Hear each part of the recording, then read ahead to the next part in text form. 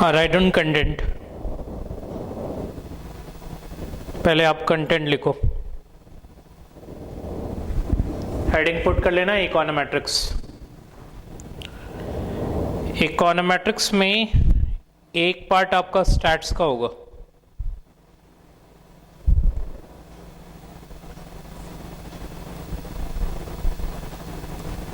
लिख ली। एक part stats होगा, दूसरा पार्ट ऑब्वियसली इकोनोमेट्रिक्स होगा। स्टैट्स में आपको वो कंटेंट करना है जो आपने पिछले सेमेस्टर में नहीं किया और रादर उसकी जरूरत है, ये ध्यान रखिएगा। ठीक है, क्लियर। तो स्टैट्स में जो कंटेंट आपने नहीं किया वो आपको कवर करना है। ठीक है, तो आपने जो नहीं किया उसकी यदि मैं बात करूं तो एक जो नहीं किया वो है आपका काई स्क्वायर डिस्ट्रीब्यूशन। लिख लिए,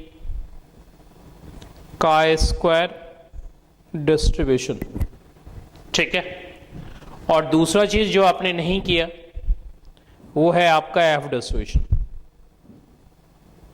ये दो डिस्ट्रीब्यूशन आपने नहीं किए हैं, बाकी सारी चीजें आप स्टार्ट्स में कवर कर चुके हो।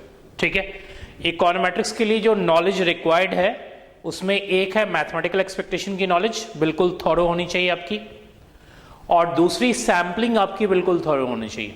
ये दोनों यदि आपकी थॉरो है तो आपको इकोनोमेट्रिक्स पढ़ते समय कोई प्रॉब्लम नहीं होगी, और इन दोनों में यदि कोई लैकिंग है तो ऑब्वियसली प्रॉब्लम होगी। तो मैंने आपसे कहा स्टैट्स में सारी चीजें तो आपने पहले कवर कर ली, रादर से एक्सपेक्टेशन ये सब, और सैम्पलिंग में जो पोर्शन आपकी रह गई थी उसमें एक था काई स्क्वायर डिस्ट्रीब्यूशन, दूसरा है एफ डिस्ट्रीब्यूशन। ठीक है, यानी कि काई स्क्वायर डिस्ट्रीब्यूशन तो सिंगल पॉपुलेशन का होगा, क्लियर, तो वो तो कवर करना ही करना है सिंगल पॉपुलेशन में। एफ डिस्ट्रीब्यूशन टू पॉपुलेशन का होगा, तो एफ डिस्ट्रीब्यूशन यदि टू पॉपुलेशन का होगा तो आपको एफ डिस्ट्रीब्यूशन का पढ़ने से पहले टू पॉपुलेशन का मीन भी स्टडी करना होगा और टू पॉपुलेशन का वेरिएंस भी स्टडी करना होगा। तो जो मीन आप स्टडी करेंगे टू पॉपुलेशन का वो बेसिकली नॉर्मल और टी डिस्ट्रीब्यूशन बेस्ड होगा, और टू पॉपुलेशन का जब आप वेरिएंस स्टडी करेंगे तो एफ डिस्ट्रीब्यूशन बेस्ड होगा। ठीक है, तो मैंने आपसे कहा कि दो डिस्ट्रीब्यूशन आपको स्टिल करने हैं, एक है काई स्क्वायर डिस्ट्रीब्यूशन जो सिंगल पॉपुलेशन बेस्ड होता है, और एक होता है एफ डिस्ट्रीब्यूशन जो टू पॉपुलेशन बेस्ड होता है। तो ये ध्यान रखिए, एक तरह से क्वेश्चन यदि बात करें कि स्टैट्स में क्या रह गया तो उसकी यदि बात करें तो एक तो काई स्क्वायर डिस्ट्रीब्यूशन आपका रह गया, दूसरा एफ डिस्ट्रीब्यूशन से पहले टू पॉपुलेशन का मीन जो आपको नॉर्मल और टी डिस्ट्रीब्यूशन से करना है, और टू पॉपुलेशन का वेरिएंस जो आपको एफ डिस्ट्रीब्यूशन से करना है। इतनी बातें आपको कवर अप करनी, तो ये दोनों चीजें मैंने आपकी लिख दी। ठीक है, बाकी चीजें आपकी कवर अप हैं, उसमें कहीं कोई प्रॉब्लम नहीं, क्लियर। स्टैट्स में जो चीजें रिक्वायर्ड है वो भी मैंने आपको समझा दिया इकोनोमेट्रिक्स से पहले। वो ये कि आपकी मैथमेटिकल एक्सपेक्टेशन बिल्कुल थॉरो होनी चाहिए, आप उसे एक बार रिवाइज कर लें, और दूसरी आपकी सैम्पलिंग की नॉलेज थॉरो होनी चाहिए। ठीक है, जिसमें ये दो मिलाकर आपको कवर करना है। ठीक है, ये दोनों का मेंशन मैंने आपके लिए कर दिया, क्लियर। अब आइए दूसरा पार्ट,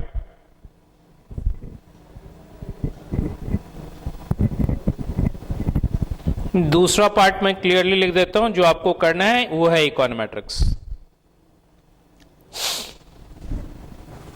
इकोनोमेट्रिक्स के अंदर लिखिए एक एक करके content. First one, linear regression,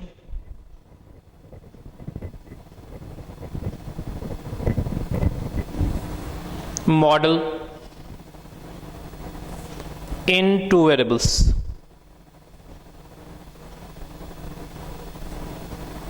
linear regression model in two variables लिखा आपने। लिखिए सेकेंड वन, मल्टीपल रिग्रेशन। लिखिए सेकेंड वन, मल्टीपल रिग्रेशन। लिखिए third one, third one is functional forms. लिखा आपने। Fourth one, dummy variables.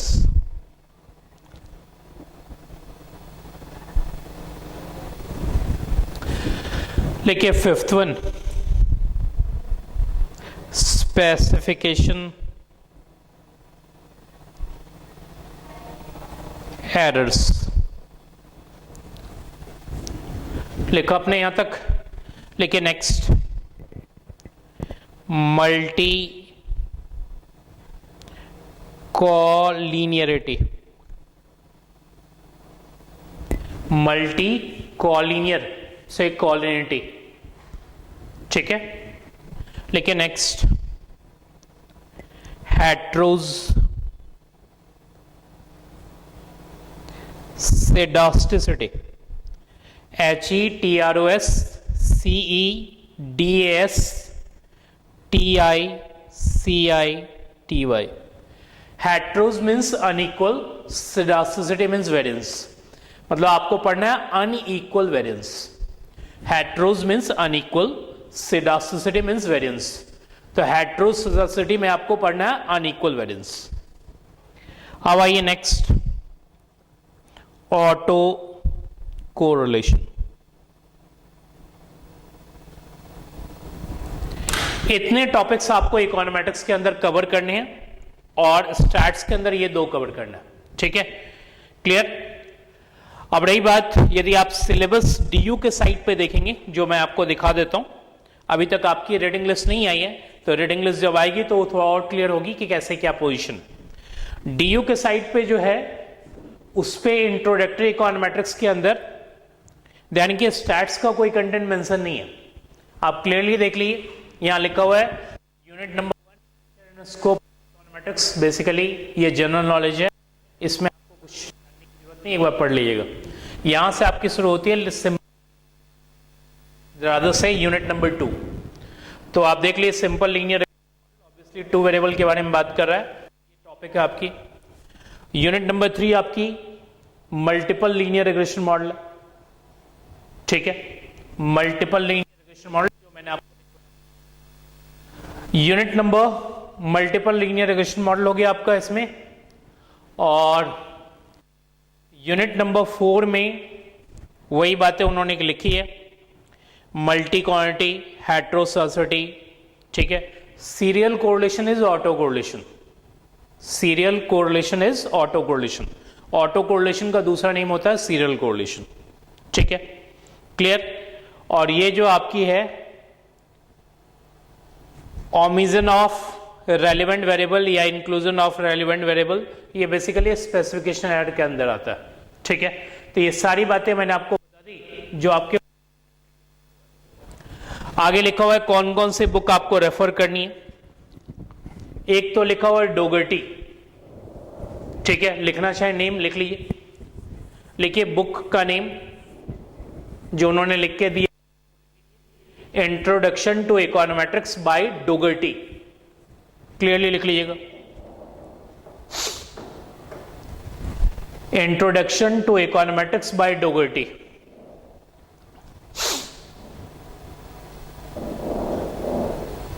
लिख लिया आपने। अब आइए जरा,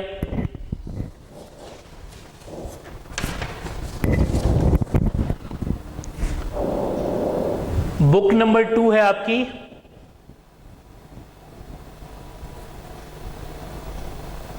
राधा। बुक नंबर 2 नहीं लिख के आप बुक नंबर 3 लिखो, ठीक है। लिखो एसेंशियल्स ऑफ इकोनोमेट्रिक्स। लिखिए essentials of econometrics by Gujarati. Essentials of econometrics by Gujarati. बाकी सब जो बुक्स हैं उसको आपको लिखने की जरूरत नहीं है, ये ध्यान रखिएगा। क्लियर। वो इसलिए क्योंकि वो बेसिकली टीचर के रेफरेंस बुक्स है। तो मैंने आपको लिखवाया book number 1 and book number 3, ठीक है। डीयू के साइड पे ध्यान रखिएगा। रीडिंग लिस्ट अभी आपकी नहीं आई है, रीडिंग लिस्ट जब आएगी तो और क्लियर होगी, ठीक है। अभी तक जो बुक चल रही है, जो जनरल ट्रेंड लाइन है, वो 2 बुक्स की है। एक बुक नंबर 1 जो मैंने आपको लिखवाया डोगर्टी वाली बुक, और एक बुक नंबर 3 लिखवाया essentials of econometrics by Gujarati, ठीक है। ये आपकी चलती है। रही बात बुक नंबर 2 या बाकी सब जो बुक्स है, ठीक है, वो आप जब इकोनॉमेट्रिक्स 5th सेमेस्टर में जाएंगे, रादर से अप्लाइड इकोनॉमेट्रिक्स पढ़ेंगे, तो उसमें कुछ बुक्स हैं जो वहाँ है आपके कोर्स में, वहाँ से भी कुछ बुक्स यहाँ लिखी गई। तो बेसिकली बाकी सब आप टीचर का रेफरेंस मानो, और आपके कंटेंट सिर्फ 2 बुक से होंगे जो जनरल ट्रेंड लाइन इंडिकेट करती है, वो है गुजराती वाली बुक और डोगर्टी वाली बुक। ये आपको बुक करनी है, ठीक है, जिसमें बुक नंबर 3 आपकी ल्यूसिडली लिखी हुई है, ये ध्यान रखिएगा, ठीक है। बुक नंबर 3 में यदि आप पढ़ेंगे रादर बुक नंबर 3 से, तो आपको सारी बातें समझ में आएगी इकोनॉमेटिक्स के अंदर। बुक नंबर 1 वो थोड़ी टेढ़ी लिखी हुई है, ध्यान रखिएगा, रादर वो उतना ल्यूसिड नहीं है, ठीक है। तो उतना ल्यूसिड नहीं है, तो वहां आपको थोड़ी समझने के लिए मेहनत करनी पड़ेगी, ठीक है। लेकिन एक बात जो मैं आपसे कहने जा रहा हूं उस पर थोड़ा ध्यान दीजिएगा कि इकोनॉमेट्रिक्स जो है ना, वो इनिशियली टफ स्टार्टिंग के चैप्टर्स है, ठीक है। जो मैं आपसे कहूंगा कि सबसे ज्यादा आप मुझसे पूछेंगे इकोनॉमेट्रिक्स में टफनेस क्या है, तो ये यानी कि इकोनॉमेट्रिक्स में टफनेस ये chapters, chapter number 1, chapter number 2, chapter number 3, ये 3 चैप्टर रादर टफेस्ट चैप्टर में से काउंट होंगे, जिसमें फर्स्ट वन सबसे ज्यादा प्रॉब्लम करेगा आपको। क्लियर? फर्स्ट वन सबसे ज्यादा कंटेंट और सबसे ज्यादा प्रॉब्लमेटिक चैप्टर होगा आपका। टाइम ड्यूरेशन में इसमें आपकी अच्छी खासी लगेगी, रादर 5-6 क्लासेस के अंदर जाके ये कवर होगी, ठीक है। और अच्छे खासे डेरिवेशन वाला भी चैप्टर है ये आपका। तो ये ध्यान रखिएगा कि फर्स्ट, सेकंड एंड थर्ड, ये 3 चैप्टर्स में आपको एक डिसिप्लिन मेंटेन करनी होगी। वो डिसिप्लिन ये है कि आपको जो भी मैं पढ़ाऊं, ठीक है, उसे आपको थ्राइस लिखना है। एक क्लास और दूसरे क्लास के बीच में जो गैप होगा उसमें आप उसे थ्राइस लिख लीजिएगा, 2 बार 3 बार। आप कहेंगे क्यों 2-3 बार लिखने की क्या जरूरत है? क्योंकि रादर इसमें इतने सारे डेरिवेशंस हैं, ठीक है, अराउंड अबाउट कम से कम 20-30 पेजेस का डेरिवेशन होगा, तो आप उसे कंट्रोल कर ही नहीं सकते। और एक बार यदि आपकी फर्स्ट चैप्टर कंट्रोल नहीं हुई तो सेकंड, थर्ड कंट्रोल होने के कोई चांसेस नहीं, ठीक है। मतलब जितनी भी एफर्ट करनी है, एफर्ट क्या करना है मैंने आपको समझाया कि एक जो मैंने आपको पढ़ाया उसे थ्राइस लिखना है, एक क्लास और दूसरे क्लास के बीच में। यदि आप थ्राइस लिख लेते हो तो वो चीजें आपके कंट्रोल में आना स्टार्ट हो जाएगी, ठीक है। तो ये ध्यान रखिए, थ्राइस लिखने का काम पहले 3 चैप्टर्स में करेंगे। अराउंड अबाउट 3 चैप्टर्स में आपकी क्लासेस 12-13 के आसपास होगी, ठीक है। तो उसमें आपको ये सारी चीजें थ्राइस लिखनी है। एक बार यदि आप ये 3 चैप्टर्स से बाहर आ गए तो फिर आपको इकोनॉमेटिक्स समझ में आना स्टार्ट हो जाएगी, ठीक है। ये बात मैं आपको पहले बता रहा हूं, क्योंकि होता क्या है कि आपने उसकी लेवल ऑफ डिफिकल्टी एक्सप्लेन ही नहीं की। तो इकोनॉमेट्रिक्स की जो टफनेस है ना, वो राइट फ्रॉम बिगिनिंग है, ठीक है। और बिगिनिंग में ही अधिकतर लोग परेशान हो जाते हैं कि पता नहीं क्या चल रहा है, ठीक है। और इसके लिए आपको उसे थ्राइस लिखना है। ये बात मैं आपसे कह रहा हूं, पहले 3 चैप्टर्स में आपको डिसिप्लिन मेंटेन करनी है। बाकी के चैप्टर्स में आपको उतने लिखने की जरूरत नहीं पड़ेगी, क्योंकि जो स्टार्टिंग के 3 चैप्टर्स होंगे वही चीजें, कंसेप्ट्स रादर बाकी चैप्टर्स में, चैप्टर्स के अंदर आप मिलेंगे आपको। ये जो पीछे के चैप्टर्स हैं ये रादर आपके थ्योरेटिकल, ये ध्यान रखिएगा। थ्योरेटिकल का मतलब मैथमेटिकल थ्योरी। लेकिन ध्यान रखिएगा, कोई भी चीज यदि थ्योरी में है तो ये ध्यान रखिए उसका जो रीजंस मैं एक्सप्लेन करूंगा वो पहले 3 चैप्टर्स में यदि आपकी नॉलेज थॉरो होगी तो उसी से रीजंस एक्सप्लेन होंगे आपके, ठीक है। यदि आप ऊपर 3 चैप्टर्स में कोई आपकी लैगिंग हुई तो नीचे के चैप्टर्स आपको समझ में नहीं आएंगे। इकोनॉमेटिक्स का मतलब 50% थ्योरी भी है, ध्यान रखिएगा, 50% थ्योरी एंड 50% प्रैक्टिकल्स, रादर से क्वेश्चंस। तो आपको यदि इकोनॉमेटिक्स थॉरो करना है तो स्टार्टिंग के चैप्टर्स में आपको मेहनत करनी पड़ेगी। और मेहनत करने का सीधा सा तरीका है कि जो मैं आपको क्लास में लिखवाऊं और दूसरी क्लास के बीच में, फर्स्ट और सेकंड के बीच में जो गैप होगा उसे थ्राइस लिखना। यदि आप लिखेंगे तो आपके कंट्रोल में इकोनॉमेट्रिक्स होगी, और नहीं तो फिर नहीं होगी। स्टार्टिंग में ही उसकी टफनेस है। एक बार आपने वो टफनेस डील कर ली तो आपको एग्जामिनेशन में ऐसा कोई प्रॉब्लम फेस नहीं होगा। लेकिन यदि आपने स्टार्टिंग में ही वो लैगिंग कहीं कर दी कि भाई, तो फिर बाद के चैप्टर्स आपको समझ में नहीं आएंगे। एक की थ्योरी आप दूसरे में जोड़ लिख दोगे, क्योंकि जो थ्योरी आपको समझना है पीछे के चैप्टर्स में, उसका बेस भी स्टार्टिंग का चैप्टर ही है। तो ये यानी कि जितनी भी टफनेस फील होगी वो स्टार्टिंग की चैप्टर्स है, जिसमें फर्स्ट वन टफेस्ट होगा।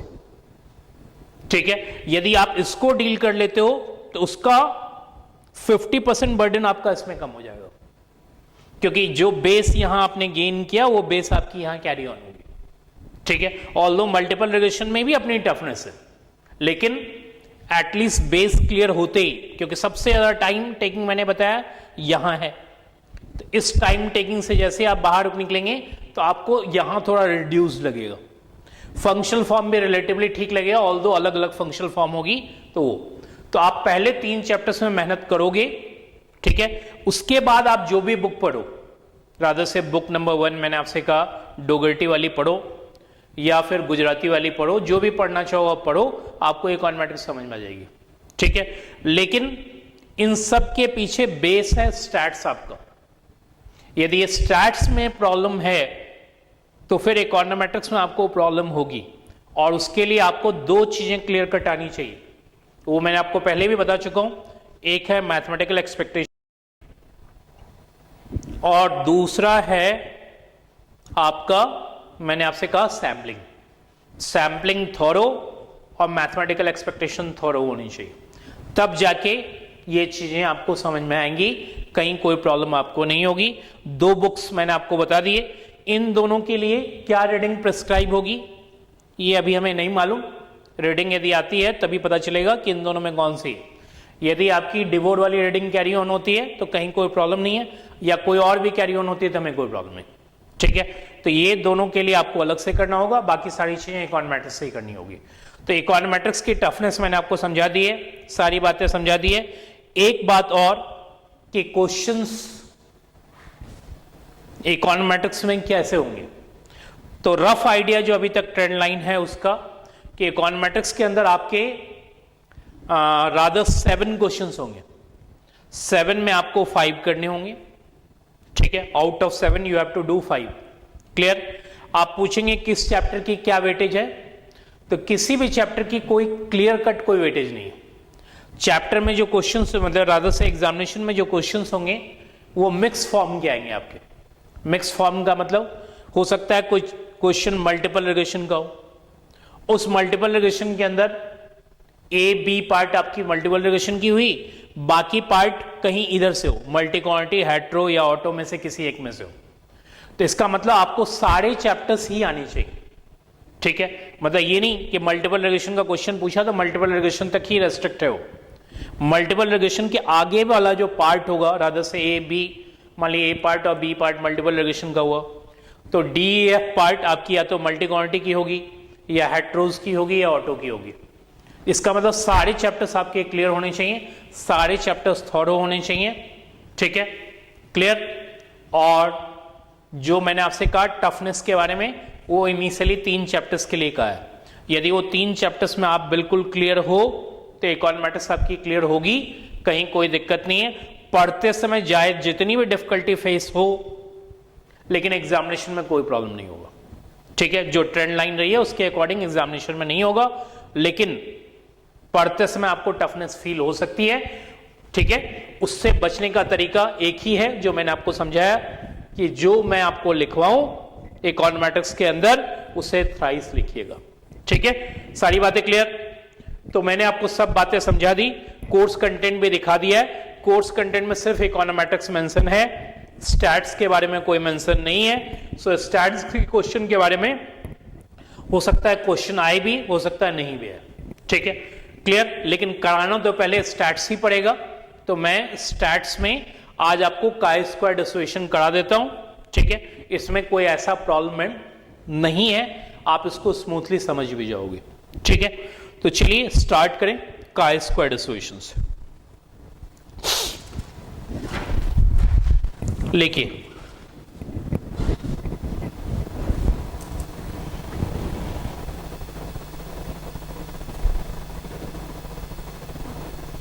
लिखिए CHI chi-square distribution. Put the heading.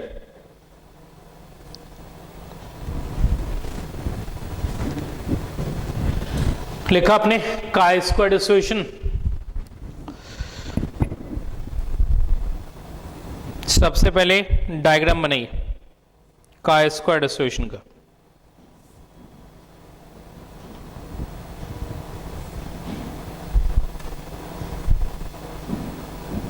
यानी कि टेल बनाना है बड़ा सा, टेल टुवर्ड्स राइट बनाइए. नॉर्मल की तरह डायग्राम मत बनाइएगा, ठीक है. chi-square distribution and f distribution are skewed towards right, ठीक है. इसलिए टेल बड़ा सा बनना चाहिए, ध्यान रखिएगा. क्लियर. अब लिखिए एक एक करके पॉइंट. लिखिए फर्स्ट पॉइंट, लिखिए chi-square distribution. लिखिए chi-square distribution is skewed towards, लिखिए is skewed towards right. chi-square distribution is skewed towards right. लिखा आपने chi-square distribution is skewed towards right. लिखिए and it has, लिखिए and it has a range from, लिखिए and it has range from 0 to infinity. लिखिए and it has range from 0 to infinity. वो मैंने indicate कर दिया. लिखिए पॉइंट नंबर 2, लिखिए as the degree of freedom increases, as the degree of freedom increases, chi-square distribution, as the degree of freedom increases, chi-square distribution tends towards normal distribution, tends towards normal distribution, tends towards क्या लिखा आपने, normal distribution. मतलब जैसे जैसे degree of freedom बढ़ता जाएगा वैसे वैसे chi-square नॉर्मल की तरफ टेंड करेगा. यानी कि ये हाईली स्क्यूड डिस्ट्रीब्यूशन होता है. तो कुछ लोग कहते हैं कि इसकी टेंडेंसी नॉर्मल तब होगी जब सैंपल साइज 100 ऑनवर्ड होगा, ठीक है. क्लियर. एक रफ आइडिया, क्योंकि स्क्यूनेस बहुत ज्यादा है, तो जिसके अंदर स्क्यूनेस बहुत ज्यादा होती है उसमें नॉर्मलिटी में टाइम लगती है, ठीक है. It will take time. तो इसका मतलब सैंपल साइज बड़ा होने पे ही नॉर्मल की तरफ ये टेंड करेगा. देखिए पॉइंट नंबर 3, लिखिए x population follows normal distribution mu comma sigma square. लिखिए x population follows normal distribution mu comma sigma square. लिखा आपने. लिखिए a random sample, next line, a random sample of size n, लिखिए that is x1 x2 xn is drawn from this population, is drawn from this population. लिखा आपने. लिखिए then the random variable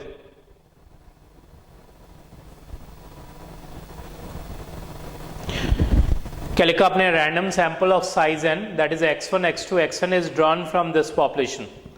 लिखिए then the random variable. Symbol बनाइए chi-square का, यानी कि एक डंडा सीधा ऐसे और एक डंडा स्टाइल में लिखना, ठीक है. Clear. Is equal to n-1 s square upon sigma square follows chi-square distribution with n-1 degree of freedom. एक बार मैं फिर से रिपीट कर रहा हूं. पॉपुलेशन आपकी नॉर्मल डिस्ट्रीब्यूशन फॉलो करती है म्यू कॉमन सिग्मा स्क्वायर, और random sample of size n is drawn from this population, हमने ड्रॉ किया है, then the random variable chi square rather से n-1 s square upon sigma square क्या follow करेगी, chi square distribution follow करेगी with n-1 degree of freedom. ठीक है, ये आपका फॉर्मूला है जो आपको काम आएगा, इसी से हम क्वेश्चन करेंगे। ठीक है, तो ये ध्यान रखिएगा। अब आइए पॉइंट नंबर 4 में। देखिए if Z1, Z2 dot dot ZK are k independent,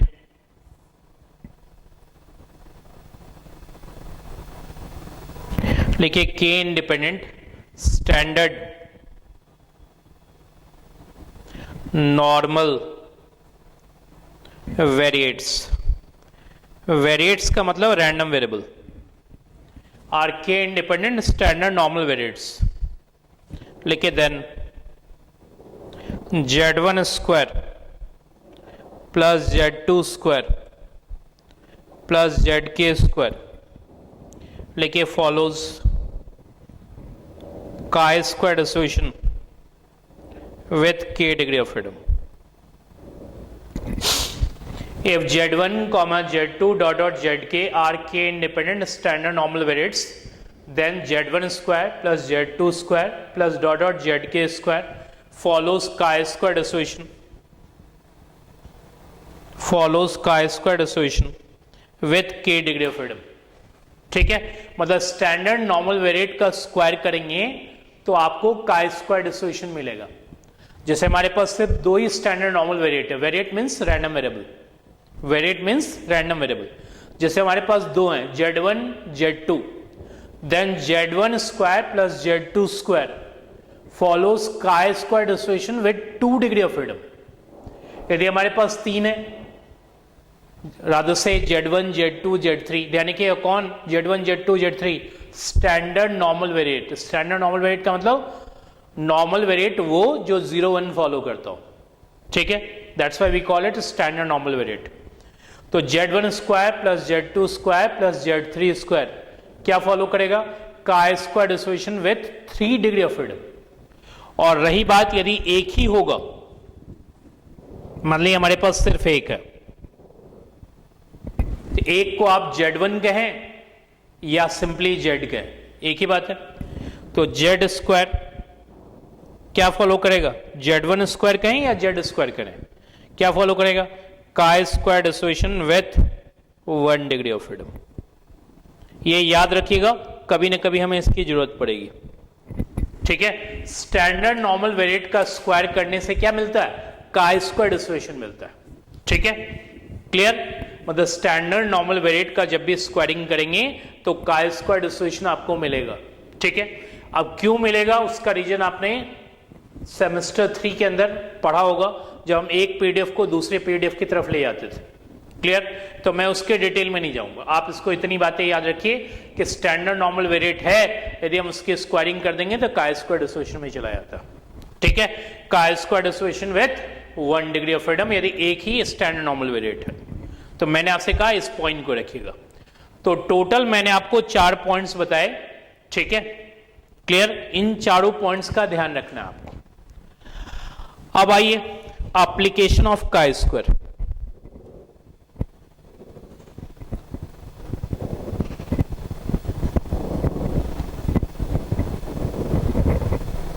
यानी कि वैसे तो कई सारे एप्लीकेशंस हैं chi स्क्वायर के, लेकिन आपके कोर्स में सिर्फ एक एप्लीकेशन है। तो जब एक ही एप्लीकेशन है तो उसी एप्लीकेशन की हम बात करेंगे, बाकी सब बातें नहीं करेंगे। ठीक है, सिर्फ एक एप्लीकेशन आपके कोर्स में है, ऑब्वियसली उसी एप्लीकेशन की बात करेंगे, बाकी सारे एप्लीकेशन आपके कोर्स में नहीं है, रादर से इकोनोमेट्रिक्स में यूज नहीं होता। यानी कि आपको स्टैट्स में मोर और लेस वैसी चीजें पढ़ाई जा रही हैं जिसका कि इकोनोमेट्रिक्स के अंदर यूज है। ठीक है, तो एक ही एप्लीकेशन की जरूरत पड़ती है इकोनोमेट्रिक्स के अंदर, वही आपको मोर और लेस पढ़ना है। क्लियर, क्या है वो एप्लीकेशन, उसकी बात करें। लिखिए, मैं आपको समझा दूं। लिखिए फर्स्ट वन, लेकिन इन ऑर्डर टू टेस्ट, लेकिन in order to test a population has particular mean, लेकिन in order to test a population has particular mean, लेकिन we apply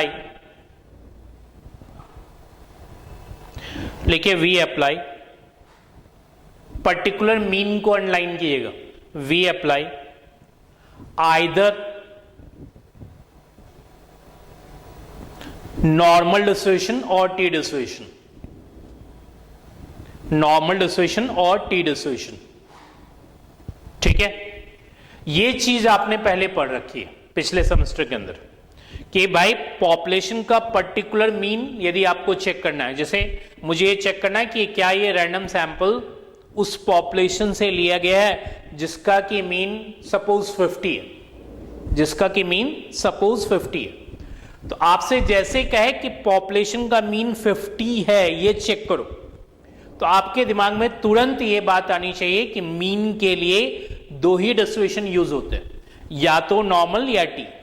ठीक है, क्लियर, जिसमें टी के होने के चांसेस ज्यादा हैं, नॉर्मल होने के चांसेस बहुत कम है। लेकिन मैंने आपको ये बात समझाई कि पॉपुलेशन उस सैंपल से लिया गया है जिसका कि ये पर्टिकुलर मीन है, ये चीज चेक करनी है। तो आपके दिमाग में दो ही डिस्ट्रीब्यूशन स्ट्राइक करनी चाहिए, या तो नॉर्मल डिस्ट्रीब्यूशन या टी डिस्ट्रीब्यूशन। मैंने रफली आपसे कहा टी डिस्ट्रीब्यूशन होने के चांसेस ज्यादा है। अब यही बात यदि आपसे कहे कि पॉपुलेशन का ये पर्टिकुलर वेरिएंस है, ये बात चेक करो। ठीक है, पॉपुलेशन का ये पर्टिकुलर वेरिएंस है, ये बात चेक करो, या पर्टिकुलर ये स्टैंडर्ड डेविएशन है, ये बात चेक करो। तो यानी कि उस केस में एक ही डिस्ट्रीब्यूशन लगेगा, वो है काई स्क्वायर। मीन चेक करना है पॉपुलेशन का, तो कौन सा, नॉर्मल या टी। वेरिएंस या स्टैंडर्ड डेविएशन चेक करना है किसका, पॉपुलेशन का, तो उसके लिए कौन सा डिस्ट्रीब्यूशन लगेगा, काई स्क्वायर डिस्ट्रीब्यूशन। ये आपको याद रखना है। तो पॉइंट नंबर 2 में लिख ली, लेकिन इन ऑर्डर टू टेस्ट, लेकिन in order to test a population has particular variance, in order to test a population has particular variance, या ऑब्लिक में लिखिए स्टैंडर्ड डेविएशन, या ऑब्लिक में लिखिए स्टैंडर्ड डेविएशन। लिखा आपने, लिखिए वी अप्लाई, लिखिए वी अप्लाई काई, लिखिए we apply chi square distribution.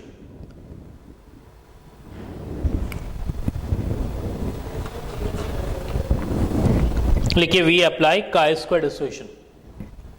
क्या लिखा आपने, in order to test a population has particular variance, या ऑब्लिक में स्टैंडर्ड डेविएशन, वी अप्लाई, क्या लिखा आपने, काई स्क्वायर डिस्ट्रीब्यूशन। ठीक है, यहां तक कोई प्रॉब्लम? तो पॉपुलेशन का मीन चेक करना है तो नॉर्मल या टी डिस्ट्रीब्यूशन चेक करना है, पॉपुलेशन का वेरिएंस चेक करना है या स्टैंडर्ड डेविएशन चेक करना है, तो आपको लगाना है कौन सा डिस्ट्रीब्यूशन, कौन सा लगाना है, काई स्क्वायर डिस्ट्रीब्यूशन। ये लाइन हमेशा घोट के रखिए। ठीक है, और क्वेश्चन इसी से रिलेट करके करेंगे। लिखिए क्वेश्चन, मैं आपको क्वेश्चन दे रहा हूं, काई स्क्वायर में कुछ ज्यादा नहीं करना है, सिंपल सी बातें करनी है। ठीक है, लिखिए। हाँ, एक चीज मैंने आपको नहीं दिखाई, वो देख लीजिए कि मैं आपको इस तरह का एक बुकलेट दूंगा, इस बुकलेट को आपको करना है, ये ध्यान रखिएगा। इसमें 60 to 70% क्वेश्चन तो मैं आपको खुद ही करा दूंगा। ठीक है, बाकी 30% के आसपास क्वेश्चंस आपको करने पड़ेंगे। क्लियर? बुकलेट यदि कर लेते हैं यदि आप, तो ऐसा कोई प्रॉब्लम नहीं है, आप अधिकतर क्वेश्चंस जान जाएंगे। इसमें पीछे पास्ट ईयर भी होगा आपका, तो आपको वो चीजें करनी होगी। क्लियर? ये करते ही आप रादर कॉन्फिडेंट होंगे ये यानी कि एग्जामिनेशन के लिए। ठीक है, इकोनॉमेट्रिक्स के अंदर कोई एक बात ध्यान रखिएगा, किसी भी तरह की कोई क्वेश्चन बैंक नहीं आता। ये जो मैं आपको बुकलेट दे रहा हूं, इसमें अलग अलग सोर्सेज से क्वेश्चन लिए गए। ठीक है, तो आप ये करेंगे तो रफली कॉन्फिडेंट रहेंगे, इसमें कोई प्रॉब्लम नहीं। क्लियर?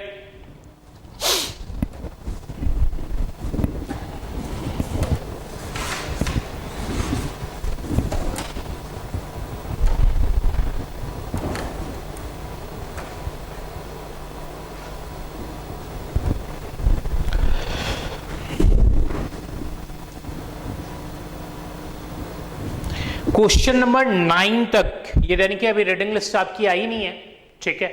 तो रफली जो मैं बुकलेट यूज कर रहा हूं वो पीछे वाली बुकलेट, ठीक है? रीडिंग लिस्ट जब आ जाएगी तो बुकलेट में जो चेंजेस होगी वो मैं कर दूंगा।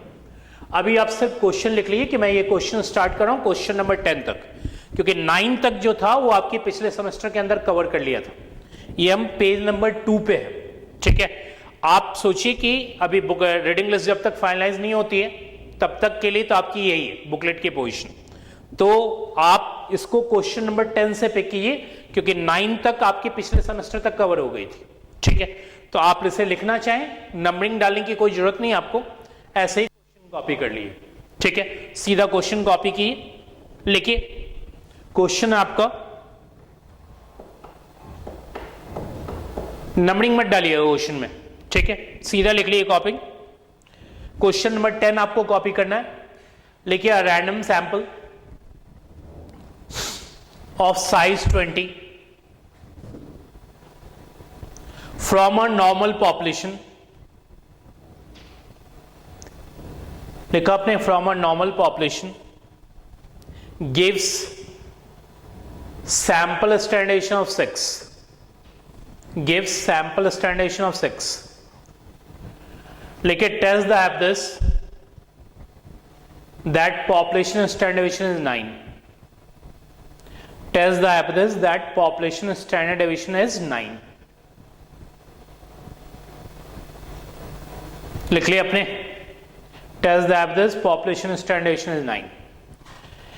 मैं आपको यहां दो बातें कहूंगा जिस पे आपको ध्यान देना है कि रैंडम सैंपल साइज आपकी 20 है, तो सबसे पहले लिख ली n 20 है।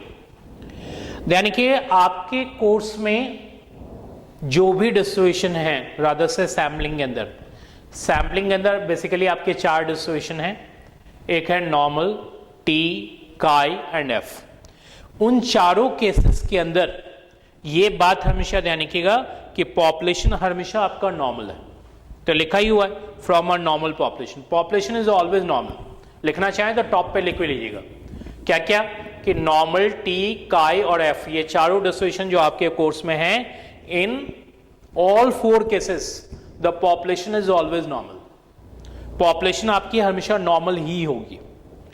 तो आपने रैंडम सैंपल साइज कितने का लिया? 20 का लिया। किससे लिया? नॉर्मल पॉपुलेशन से, जो मैंने कहा है कि वो हमेशा होगा ही होगा, और उसका स्टैंडर्ड डेविएशन कितना है? 6 है। तो यानी कि 20 का 6 है, इसका मतलब ये सैंपल स्टैंडर्ड डेविएशन है। तो लिखिए सैंपल स्टैंडर्ड डेविएशन 6, लिख लिया अपने।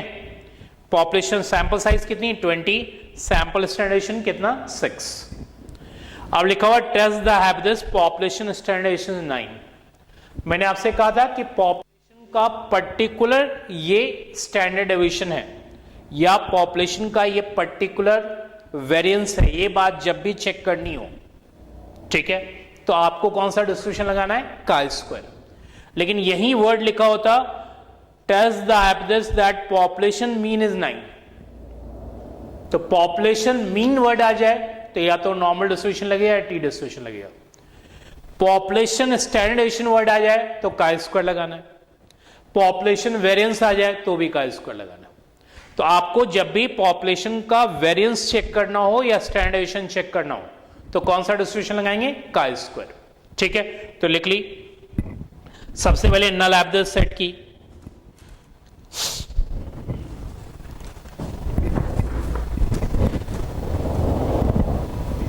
लेकिन नल habits sigma is equal to 9। आगे लिखिए ऑल्टरनेटिव, ध्यान रखिएगा नॉट इक्वल टू 9 इसलिए क्योंकि ऐसा कोई इंडिकेशन लैंग्वेज के अंदर नहीं है कि वो ग्रेटर है या लेसर है। जब तक लैंग्वेज के अंदर ग्रेटर या लेसर का इंडिकेशन नहीं दे तब तक वो नॉट इक्वल टू है। आगे लिखिए टेस्ट स्टैटिस्टिक। टेस्ट स्टैटिस्टिक्स वही कहते हैं, टी को, काई को, एफ को, इन सबको कहा जाता है टेस्ट स्टैटिस्टिक्स, इवन नॉर्मल को भी। ठीक है, लिखिए chi square is equal to n minus 1 s square upon sigma square. लिखिए follows chi square association with n minus 1 degree of freedom. लिखा आपने।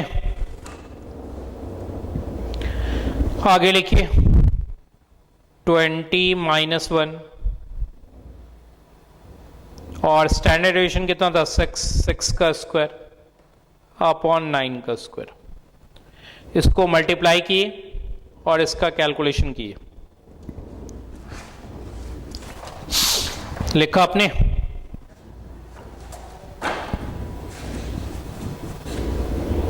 कीजिए कैलकुलेशन।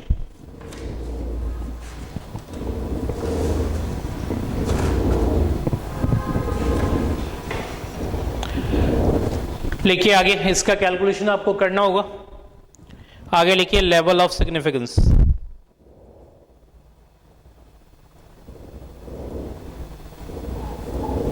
मैंने आपके लिए लिया है 5%। वैसे आपकी मर्जी है कि आप क्या लेना चाहते हैं। ठीक है, यहां तो कोई प्रॉब्लम। बनाई काई स्क्वायर एसोसिएशन का डायग्राम।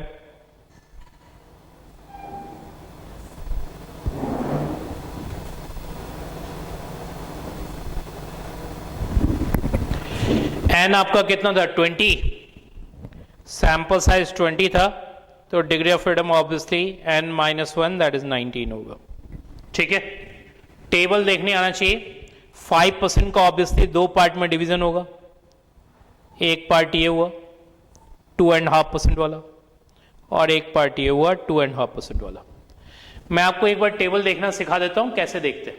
ठीक है, और ये कैलकुलेशन कीजिए। कैलकुलेशन करेंगे तो ये वैल्यू जो आपके पास है वो 19 4 जा 76 डिवाइड बाय 9, तो ये मेरे हिसाब से 8.44 के आसपास आएगी। वो लिख दिए। ठीक है, अब आइए, कंसंट्रेशन आपकी टेबल पे होनी चाहिए। टेबल कैसे देखना है वो मैं आपको एक बार बताऊं।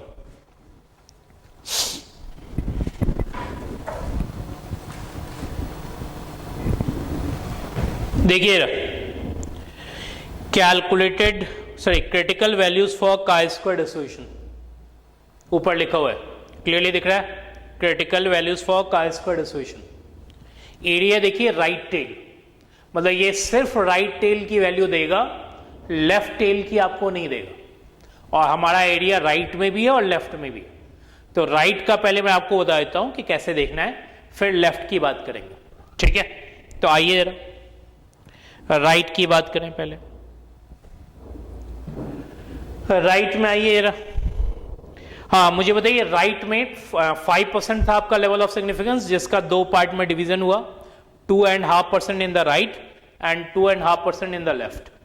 ठीक है, क्लियर। तो यदि दो पार्ट में डिवीजन हुआ है तो उसी के अकॉर्डिंग वैल्यू देखी जाएगी। तो 2.5% इन द राइट हुआ, तो बेसिकली वे 2.5% को डेसिमल में कन्वर्ट करेंगे तो 0.025। ठीक है, 2.5% in the right and 2.5% in the left. तो राइट वाला एरिया हम पहले देखें। ठीक है, 0.025 हमें देखना है। कितने डिग्री ऑफ फ्रीडम पे? तो 20 था हमारा सैंपल साइज, तो डिग्री ऑफ फ्रीडम हमारी 19 हुई। तो ये हुई आपकी डिग्री ऑफ फ्रीडम। इस पे जाना है 19 पे और इधर जाना है 0.025 पे। तो ये देख लिए 19 डिग्री ऑफ फ्रीडम, 16, 17, 18, 19। देखिए क्या वैल्यू आपको दिख रही है, 32.852। ठीक है, 0.025 जो राइट में है आपका, तो ये हो गया 32.852। तो यहां लिख दिए 32.852। ये वैल्यू हमें मिल गई।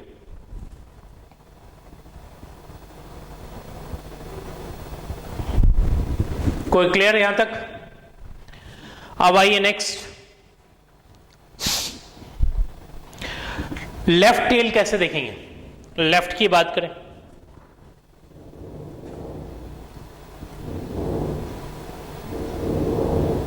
हाँ, लेफ्ट टेल देखने से पहले आपकी कंसंट्रेशन 1 मिनट के लिए यहां होनी चाहिए। मैं आपको बताऊंगा कि कैसे देखना है। इधर कंसंट्रेशन, यदि आपकी 32.852 जो वैल्यू है वो तो आपने देख ली। इधर आइए जरा, लेफ्ट साइड कैसे देखना है मुझे बताइए। इसके लेफ्ट कितना एरिया? 2.5%। तो इसके राइट, इस पॉइंट के राइट कितना एरिया होगा? 97.5%।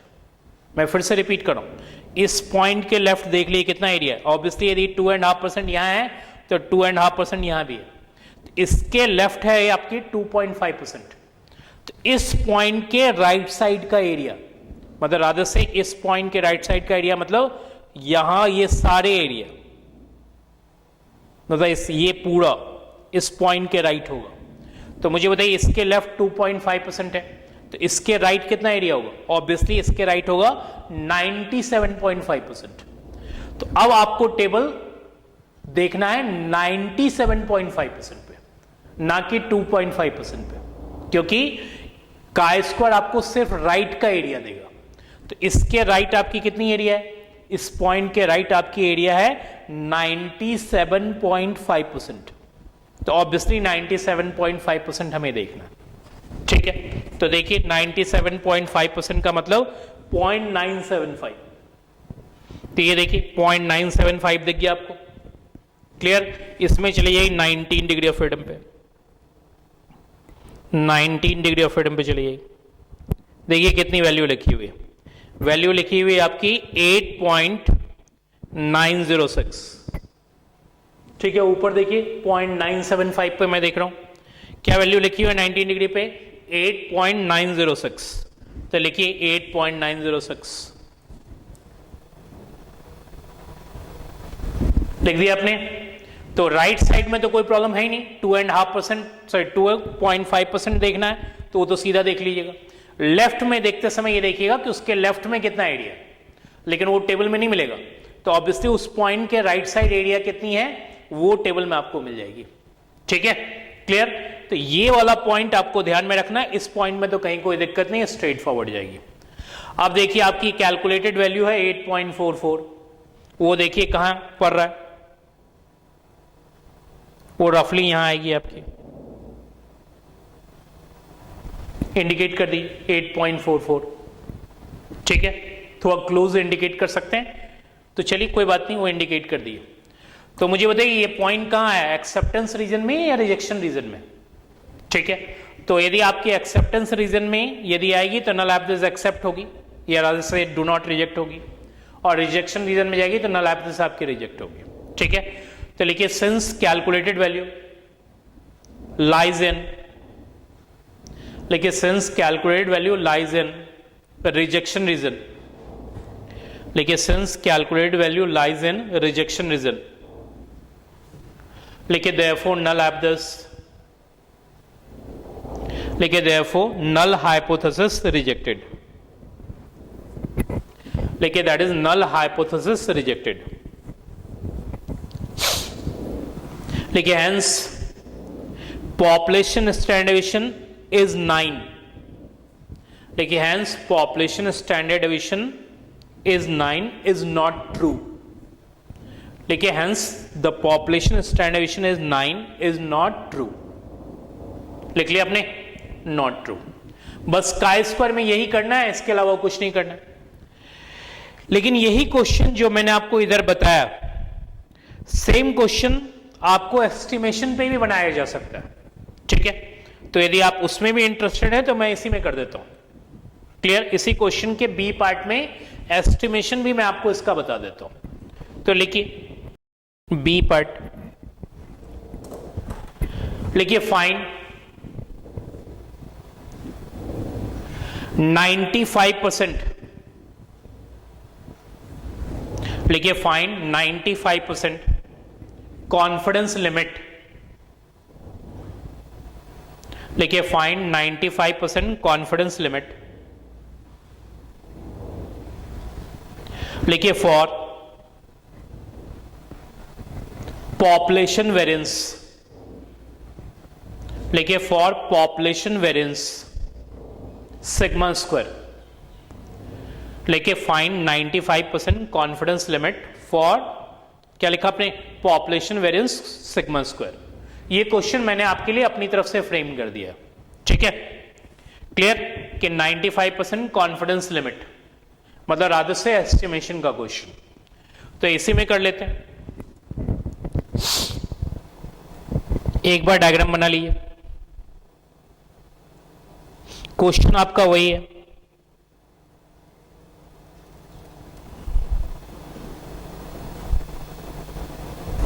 स्क्यूड टुवर्ड्स राइट बनाइएगा। एन आपकी 20 है, डिग्री ऑफ फ्रीडम 19 होगी, ये एरिया आपकी 95% होगी। आपको मालूम ही है हाइपोथेसिस टेस्टिंग में रिजेक्शन रीजन इंडिकेट करते हैं और एस्टिमेशन में एक्सेप्टेंस रीजन को इंडिकेट किया जाता है। तो यहां मैंने एक्सेप्टेंस रीजन को इंडिकेट किया है, यहां रिजेक्शन रीजन को इंडिकेट कर रखा। तो हाइपोथेसिस टेस्टिंग में रिजेक्शन रीजन और कॉन्फिडेंस एस्टिमेशन के अंदर एक्सेप्टेंस रीजन इंडिकेट किया जाता है। तो ये आपकी 95% वैल्यू आपको मालूम ही है, ये वैल्यू आपकी अभी मैंने टेबल देख के बताया 8.906 और ये ऑब्वियसली 32.852। क्लियर यहां तक? स्टार्ट की, लिखिए probability 8.906 is less than chi square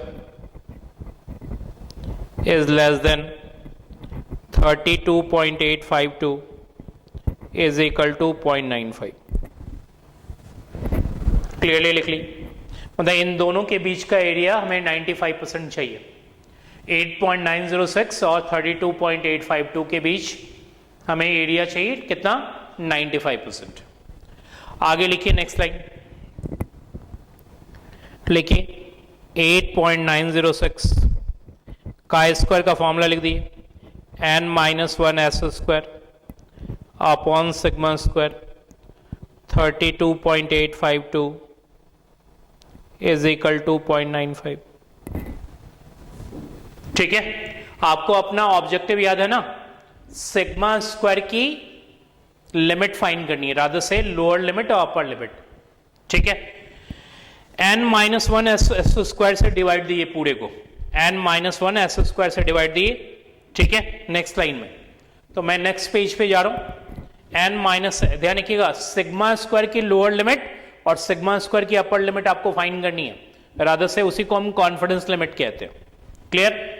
तो आइए जरा नेक्स्ट, मैं क्या करूंगा नेक्स्ट लाइन में, n-1 s² से यहां भी डिवाइड दूंगा, यहां भी डिवाइड दूंगा, यहां भी डिवाइड दूंगा। तो आइए नेक्स्ट में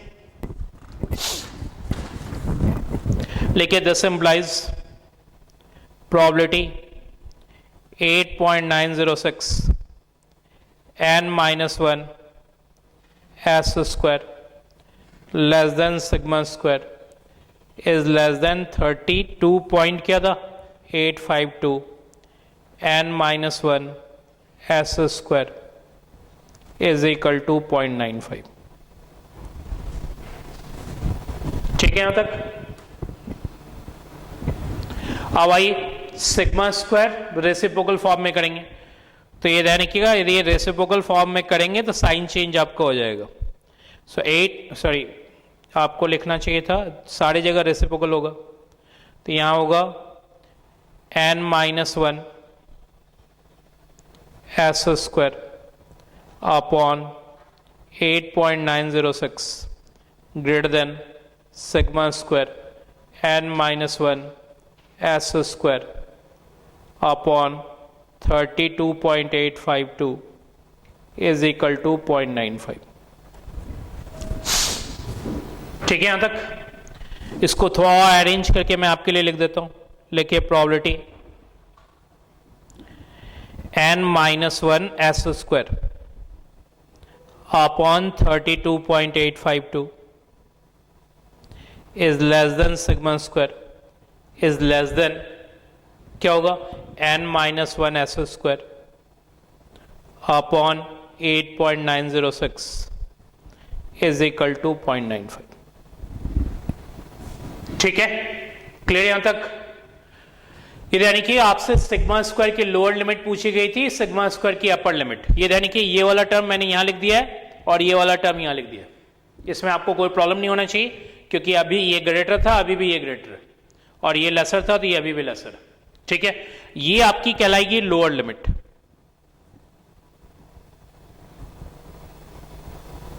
और ये कहलाएगी आपकी अपर लिमिट। ये मैंने आपको पूरा प्रोसीजर करके दिखाया। ठीक है, इतना प्रोसीजर करने की आपको जरूरत नहीं है। क्लियर? तो ऑब्वियसली यदि आपसे कहे कि लोअर लिमिट अपर लिमिट निकालो, तो ये आप डायरेक्टली भी लिख सकते हो। ठीक है, इतना मैंने ऑल्दो डिटेल में कर दिया आपके लिए, लेकिन इतने डिटेल्स की जरूरत नहीं है। ठीक है, उसको आप शॉर्टकट फॉर्म में भी लिख सकते हो, वो मैं आपको लिखवा देता हूं रिमार्क फॉर्म में। लिखिए रिमार्क।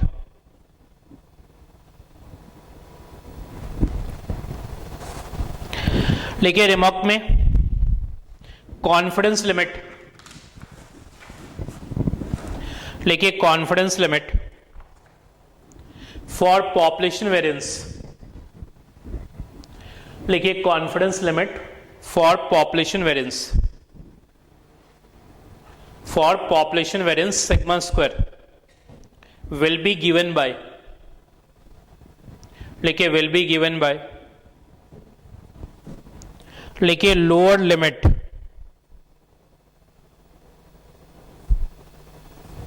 लिखिएगा n minus one S square upon, लिखिए काय स्क्वायर, और यहां लिखिएगा अल्फा बाई 2, अल्फा बाई 2। ये बताइए अल्फा क्या होता है? Level of significance. ठीक है, अल्फा क्या होता है? Level of significance. तो 95% एरिया यदि मिड में हुआ तो दोनों टेल मिलाकर कितना हुआ? 5%। यही आपकी लेवल ऑफ सिग्निफिकेंस होती है। ठीक है, इसी को कहते हैं अल्फा। तो रही बात राइट टेल में एरिया कितना हुआ, तो राइट टेल में एरिया हुई 2.5%। तो ऑब्वियसली मैंने आपसे क्या कहा कि यदि बीच का एरिया 95% तो दोनों टेल मिलाकर 5%, इस 5% को हम कहते हैं अल्फा। यदि आप मुझसे पूछेंगे राइट टेल में एरिया कितना हुआ, तो राइट टेल में जो एरिया होती है वही होती है बेसिकली, राइट टेल में एरिया हुई अल्फा बाई 2। राइट टेल में एरिया कितनी हुई आपकी? 2.5%। तो ऑब्वियसली 2.5% को लिखा जाएगा अल्फा बाई 2। समझ में आ गई बात? तो मैंने आपसे क्या कहा, 95% यदि मिड में तो दोनों टेल मिलाकर कितना परसेंट? 5%। कंफर्म? ये 5% आपकी अल्फा हुई। रही बात राइट टेल में एरिया कितनी है, तो राइट टेल में एरिया है 2.5%, इसलिए इसे लिखा जाता है अल्फा बाई 2। ये बात क्लियर?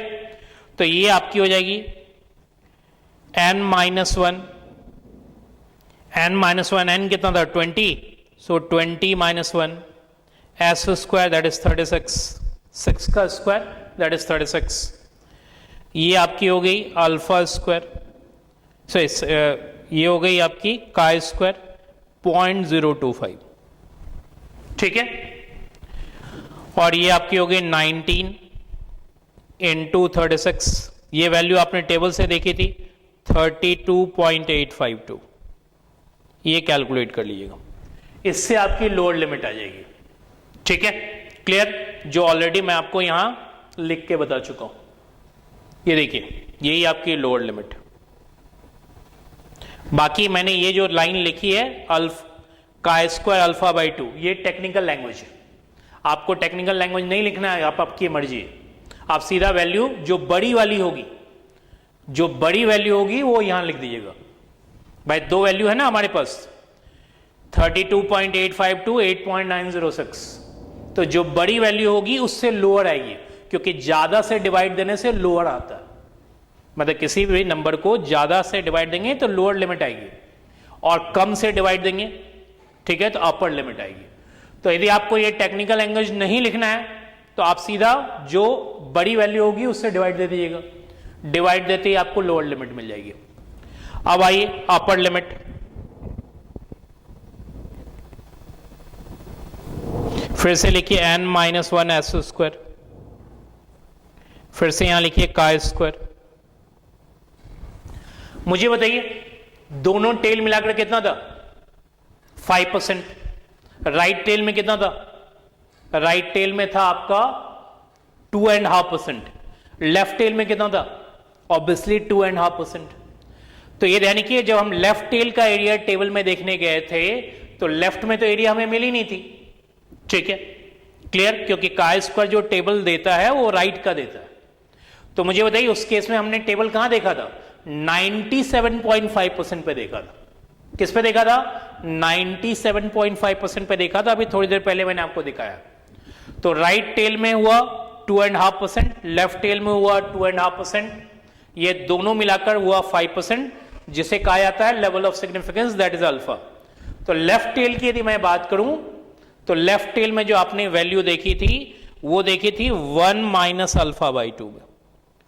अल्फा बाई 2 हुई आपकी 0.025, 1 माइनस 0.025 दैट इज 0.975, ठीक है, इसलिए लोग इसे लिखते हैं, क्लियर। अब बाकी सारी बातें आपको मालूम ही है। ये आपकी हो गई 20-1, ये हो गई 36 और ये हो गई का स्क्वायर 1 माइनस 0.025 ऑब्वियसली 0.975। ये आपकी हो गई 19 इंटू 36। वैल्यू यहां जो मेरे पास थी वो थी 8.906, ठीक है। इसके साथ ही आपको आंसर मिल जाएगा। ये आपकी कॉन्फिडेंस लिमिट हुई, रादर से अपर लिमिट हुई। मैंने आपसे कहा सीधी सी बात, यदि कम वैल्यू से डिवाइड दोगे तो अपर लिमिट आएगी, ज्यादा वैल्यू से डिवाइड दोगे तो लोअर लिमिट आएगी। इतनी बातें याद रखनी है। टेक्निकल टर्म्स में यदि आप समझ रहे हो तो अच्छी बात है, नहीं समझ रहे हो तो भी अच्छी बात है, क्लियर। अब इन दोनों, यदि आपसे कॉन्फिडेंस इंटरवल कहे, रिमार्क नंबर 2 में लिखिए confidence interval,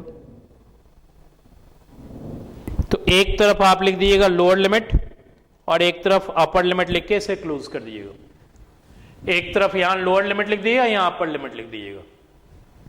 confidence interval for sigma square, ठीक है, लिख लीजिए confidence interval for sigma square, एक तरफ लोअर एक तरफ अपर, ठीक है, क्लियर। यदि आपसे कहे कॉन्फिडेंस इंटरवल फॉर सिग्मा, मतलब रादर से कॉन्फिडेंस लिमिट स्टैंडर्ड डेविएशन का निकालो, तो आपको कुछ नहीं करना है, ये जो वैल्यू आपके पास आई है उसको अंडररूट कर दीजिएगा। जो भी वैल्यू होगी उसकी अंडररूट करते ही वो आपको आ जाएगी, क्लियर। तो मैंने आपसे समझाया कि सिग्मा स्क्वायर यदि लिखना है तो एक तरफ लोअर एक तरफ अपर लिख दीजिएगा, जो ऑलरेडी कैलकुलेट आप यहां से कर रहे हैं। एक ही यहां लोअर आ रहा है, यहां आपकी अपर आ रही है, ठीक है। ये दोनों वैल्यू यहां लिख दीजिएगा, तो ये कॉन्फिडेंस इंटरवल कहलाएगा सिग्मा स्क्वायर का। यदि आपसे कहे स्टैंडर्ड डेविएशन का लिखो, तो जो वैल्यू आपने निकाल रखी है उसका अनरूट करके लिख दीजिएगा। तो मैंने एक ही क्वेश्चन के अंदर हाइपोथेसिस टेस्टिंग और एस्टिमेशन दोनों ही करा दिए आपको, ठीक है। सो कोई भी क्वेश्चन पकड़िए आपको करना वही है, और ये दोनों प्रोसीजर मैंने आपको समझा दिया है, टेक्निकल टर्म्स में भी समझा दिया है, सब कुछ समझा दिया है। एक क्वेश्चन मैं आपके लिए छोड़ रहा हूं क्योंकि ज्यादा करना ही नहीं है का स्क्वायर में, सिर्फ एक ही एप्लीकेशन आपके सिलेबस में है तो उसी को कर लीजिए, ठीक है। बाकी कोई एप्लीकेशन है ही नहीं। इवन एस्टिमेशन के प्रोसीजर की भी हमें जरूरत इकोनोमेट्रिक्स के अंदर नहीं होती है का स्क्वायर की, हाइपोथेसिस टेस्टिंग की जरूरत पड़ेगी आपको, ये बात ध्यान रखिएगा। एस्टिमेशन की कोई जरूरत नहीं पड़ती है, ठीक है। तो एस्टिमेशन को कुछ करना नहीं है आपको, लेकिन फिर भी मैंने आपको करा दिया है, क्लियर, कि आप जान जाइए कि एस्टिमेशन का भी कोई प्रोसीजर का स्क्वायर के अंदर है, ठीक है, क्लियर। तो वो भी मैंने आपको करा दिया है, लेकिन हाइपोथेसिस टेस्टिंग की ही जरूरत इकोनोमेट्रिक्स के अंदर होती है का स्क्वायर की, ये बात ध्यान रखिएगा। फिर से दूसरा क्वेश्चन लेंगे तो वही क्वेश्चन आएगा फिर से।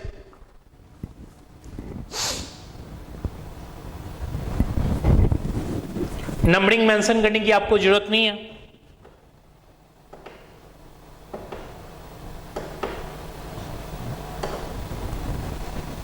क्वेश्चन नंबर 11, 12 ये दोनों ही वही सेम क्वेश्चन है। आप लिखना चाहें तो लिख लीजिएगा क्वेश्चन, लिख लिए a sample of 20 observation,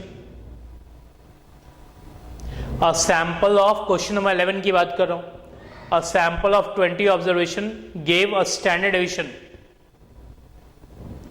a sample of 20 observation gave a standard deviation 3.72।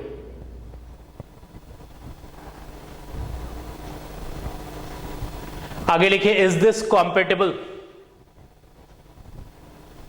लिखिए is this compatible with the hypothesis, लिखिए is this compatible with the hypothesis that the sample is from a normal population, that the sample is from a normal population with variance, देखिए with variance 4.35, ठीक है, variance 4.35। अब आपको ये check करना है कि 20 आपकी सैंपल साइज है, स्टैंडर्डाइजेशन 3.72 है, ठीक है, 20 ऑब्जर्वेशन का, और क्या ये हाइपोथेसिस कॉम्पेटेबल है कि सैंपल उस पॉपुलेशन से लिया गया है जिसका कि वेरिएंस 4.35। फिर से वही कहानी स्टार्ट कीजिएगा, नल हाइपोथेसिस सेट करना है सिग्मा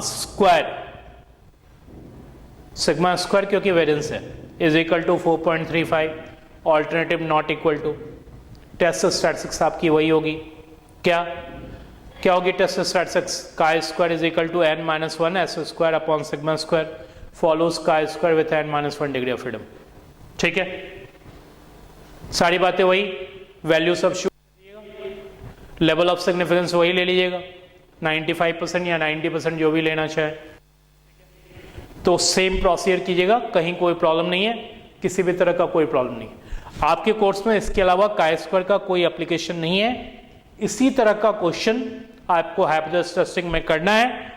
एस्टिमेशन मैंने आपको बता दिया है, लेकिन शायद उसकी रिक्वायरमेंट आपको नहीं के बराबर ही पड़े, ठीक है, क्लियर। तो काय स्क्वायर के सारी बातें मैंने आपको बता दी और कंटेंट भी मैंने आपको बता दिया, हर तरह से मैंने आपको वो बातें एक्सप्लेन कर दी, ठीक है।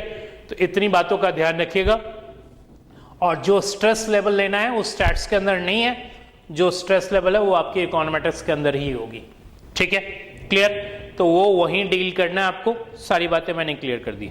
आज के लिए यहीं तक।